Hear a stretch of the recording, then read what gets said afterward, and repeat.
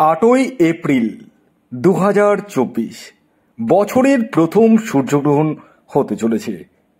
হ্যাঁ বন্ধুরা, ঠিক 54 বছর পর এই সূর্যগ্রহণ আপনাদের 8ই এপ্রিল হতে চলেছে।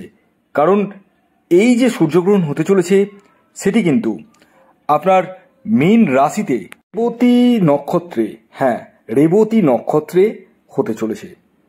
তবে এই যে গ্রহণ হতে চলেছে সেটির কিছু শুভ ফল এই 6 রাশির জাতক ও জাতিকারা পেতে চলেছে। দেখুন, গ্রহণ মানেই যে সবটাই শুভ হবে তাও নয়, আবার গ্রহণ মানে যে একদম পুরোটাই অশুভ হবে তাও নয়। আমি এই ভিডিওতে যে স্পেশাল 6টি রাশির নাম বলবো তাদের ক্ষেত্রে কিন্তু অনেকটাই শুভ ঘটনাগুলোই ঘটার সম্ভাবনা রয়েছে। হ্যাঁ বন্ধুরা, দেখুন, সূর্যগ্রহণ যে হবে সেটা কিন্তু যেহেতু এই ভারতবর্ষ থেকে দৃশ্যমান হবে না, এই সূর্যগ্রহণটি দৃশ্যমান হবে না, তাই এটিকে উপছায়া সূর্যগ্রহণ হিসাবে ধরা হয়েছে। যতই দৃশ্যমান না হোক তার কিন্তু একটা ইম্প্যাক্ট আমাদের উপর কিন্তু পড়বে, আমাদের মানব জীবনের উপরে কিন্তু পড়বে। এবং আরেকটি কথা বলে দিই আপনাদেরকে, এই যে সূর্যগ্রহণটি যে হবে সেটি যেহেতু উপছায়া সূর্যগ্রহণ, সেহেতু এর কোনো সূতককাল কিন্তু নেই। তবে আমি আপনাদেরকে এই ভিডিওতে কিছু নিয়ম বলবো, যে নিয়মগুলো আপনাদেরকে ফলো আপ করতে হবে। হ্যাঁ, মানে উপছায়া সূর্যগ্রহণ যেহেতু হচ্ছে, সূতককাল না থাকলেও আপনাদেরকে কি কি জিনিস মানতে হবে সেটা জেনে নিন। প্রথমত, ছুরি কাঁচির ব্যবহার করা যাবে না। কখন শুরু হবে কখন শেষ হবে তাও আমি বলবো, অবশ্যই বলবো। তো প্রথমত, ছুরি কাঁচির ব্যবহার করা যাবে না। এই সময় আপনাদেরকে দরজা জানলা লাগিয়ে রাখতে হবে। গর্ভবতী মহিলারা কোনো খাদ্য খাবার গ্রহণ করবেন না। নাভিতে একটা তুলসী পাতা এবং একটুখানি গঙ্গা জল দিয়ে রাখুন। আরেকটি কথা বলে দিই, এই যে সূর্যগ্রহণ চলাকালীন আপনারা কিন্তু গায়ত্রী মন্ত্রের উচ্চারণ করুন, বা ওং নমঃ শিবায় এই মন্ত্রটি উচ্চারণ করুন। তাতে কিন্তু আপনারা ডেফিনেটলি ভালো বা শুভ ফলটাই পাবেন। এছাড়াও সূর্যগ্রহণের পরে আপনারা কিন্তু অবশ্যই স্নান করবেন।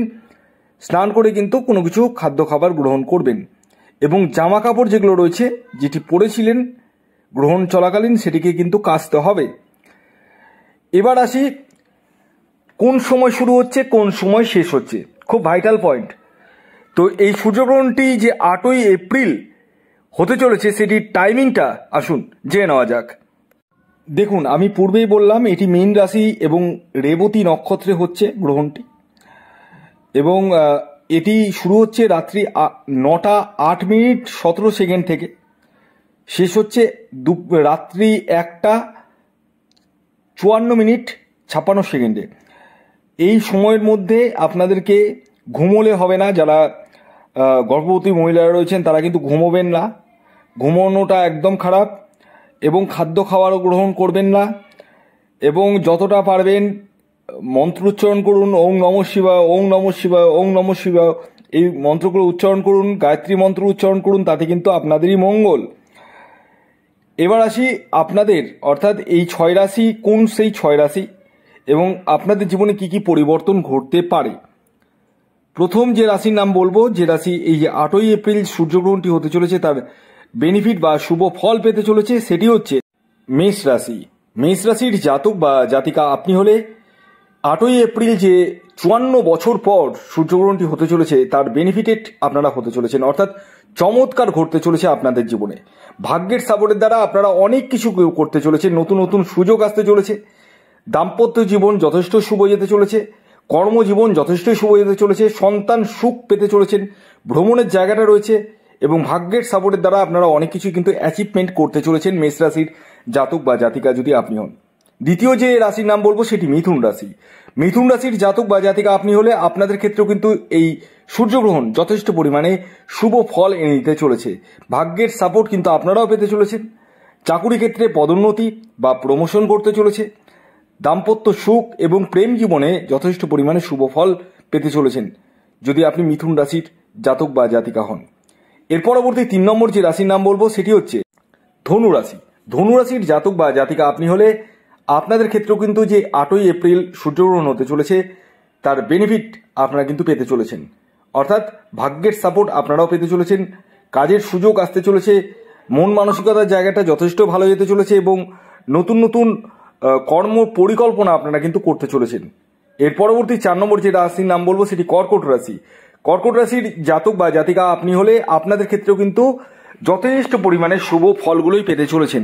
হ্যাঁ, অর্থাৎ কর্কট রাশির জাতক ও জাতিকার এই সূর্যগ্রহণে বেনিফিটেড কিন্তু আপনারা হতে চলেছেন। আকস্মিক অর্থপ্রাপ্তি, মন মানসিকতার বিকাশ এবং নতুন নতুন সুযোগ আপনাদের জীবনে আসতে চলেছে। এর পরবর্তী 5 নম্বর যে রাশির নাম বলবো সেটি মীন রাশি। মীন রাশি যেহেতু আপনাদের রাশিতেই হচ্ছে, তাই বেনিফিটেড কিন্তু আপনারাও কিন্তু যথেষ্ট পরিমাণে হতে চলেছেন। অর্থাৎ ভাগ্যের সাপোর্ট আপনারা ডেফিনেটলি পেতে চলেছেন এবং নতুন সুযোগ আপনাদের জীবনেও কিন্তু আসতে চলেছে এবং মন মানসিকতার জায়গাটা কিন্তু আপনাদের যথেষ্ট পরিমাণে ভালো যেতে চলেছে। এছাড়াও এই সময় ভ্রমণের জায়গাটাও রয়েছে আপনাদের ক্ষেত্রে। যারা ভ্রমণ পিপাসু রয়েছেন তাদের ক্ষেত্রেও কিন্তু গুড নিউজ বলা যেতে পারে। অর্থনৈতিক স্থিতি যথেষ্ট ডেভেলপমেন্ট করতে চলেছে এবং ভাগ্যের বিকাশ ঘটতে চলেছে। শেষ যে রাশির নাম বলবো সেটি বৃষ রাশি। বৃষ রাশির জাতক ও জাতিকার ক্ষেত্রেও কিন্তু এই যে 8ই এপ্রিল সূর্যগ্রহণ হতে চলেছে তার বেনিফিট আপনারাও কিন্তু পেতে চলেছেন এবং ভাগ্যের সাপোর্টের দ্বারা আপনারাও অনেক কিছুই অ্যাচিভমেন্ট করতে চলেছেন এবং আপনাদের দৈন্যদশা কিন্তু কাটতে চলেছে। যারা লোনে খুব জর্জরিত রয়েছেন তাদের লোন কিন্তু অনেকটাই মিটতে চলেছে। গৃহে কোনো মাঙ্গলিক অনুষ্ঠান হওয়ার সম্ভাবনা রয়েছে। বিবাহের জায়গাটা শুভ রয়েছে। সন্তান প্রাপ্তির জায়গাটা যথেষ্ট শুভ রয়েছে এবং যারা লোনে জর্জরিত তাদের লোন কিন্তু অনেকটাই কমতে চলেছে। কর্মপ্রাপ্তির সম্ভাবনা রয়েছে এবং বিদেশ থেকে অর্থ প্রাপ্তিরও সম্ভাবনা প্রবল থেকে প্রবলতরও দেখতে পাওয়া যাচ্ছে। তো এই গেল 6টি রাশির নাম, যে রাশিগুলি 8ই এপ্রিল যে সূর্যগ্রহণ, বছরের প্রথম সূর্যগ্রহণ হতে চলেছে, তার বেনিফিট পেতে চলেছে। ভিডিওটি কেমন লাগলো অবশ্যই জানান। যদি ভিডিওটি ভালো লাগে অবশ্যই লাইক করে দিন, শেয়ার করে দিন, সাবস্ক্রাইব না করে থাকলে সাবস্ক্রাইব করে ফেলুন। ধন্যবাদ।